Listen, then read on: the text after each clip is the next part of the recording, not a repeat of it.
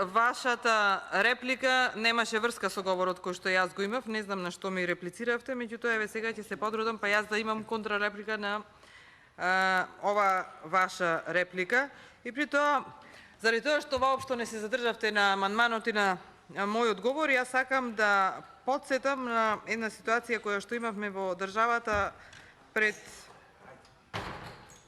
некое време, односно вие знаете со појавувањето на енергетската криза, а денеска веќе за оваа состојба за која што ние зборуваме, за која што вие велите дека е нормална и е на глобално ниво и сакате да ја оправдате, веќе во сите медиуми и вие можете тоа да го прочитате, излезе денешната пресконференција на Стопанската комора, во која што се кажува дека состојбата со струјата е алармантна, цените се зголемени за 5 до 7 пати и комората бара државата да го зголеми домашното производство.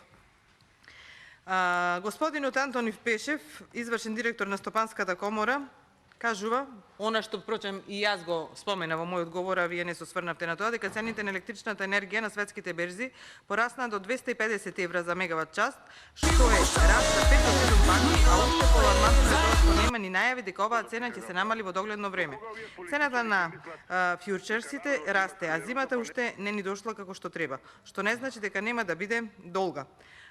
И понатаму во своето обраќање тој вели: на 8 октомври свикав митен состанок во комората со сите чинители, односно ЕСАМА, МЕПСО, регулаторна комисија за енергетика, и од нив слушнавме многу загрижувачки информации.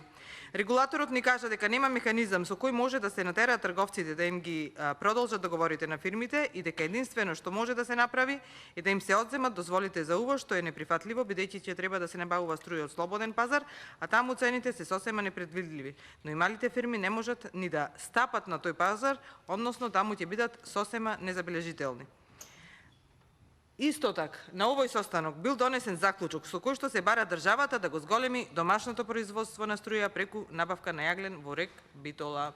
Сега во разговорот кој што го имавме и вие потврдивте дека набавка на домашно производство во наредниот период не е можен. Зошто? Заради тоа што оваа влада е неспособна.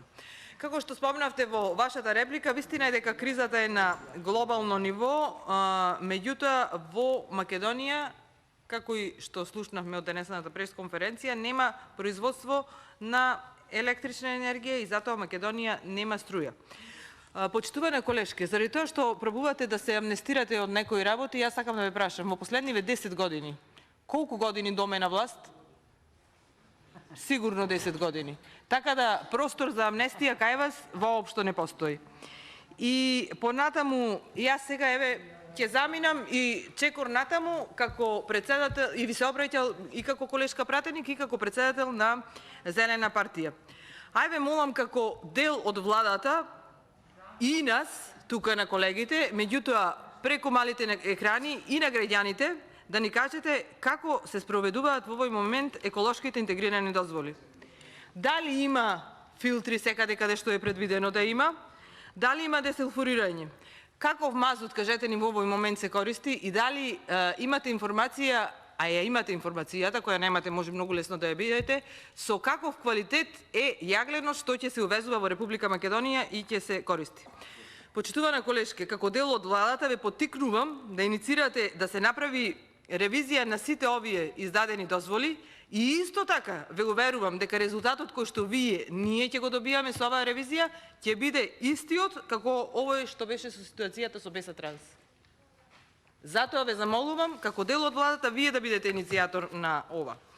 И впрочем во вашата реплика не го слушнавме вашиот став по однос на овој наш поднесен амандман.